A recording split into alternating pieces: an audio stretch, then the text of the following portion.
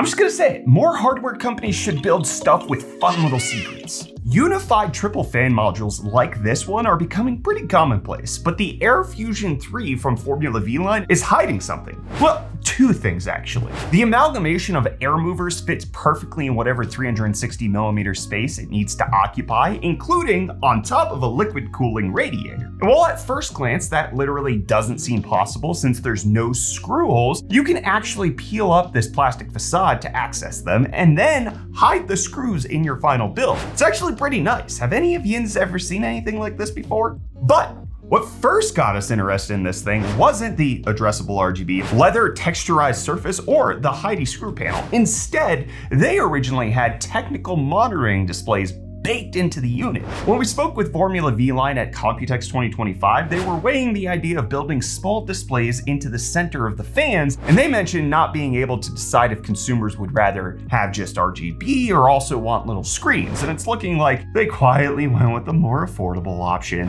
which I can't really blame them, but it is objectively less interesting. The airflow and noise levels on these things aren't super high end, but not terrible either. A lot of you don't have to worry about any of that though, because the AirFusion 3 is only available in a handful of countries and the US does not seem to be one of them.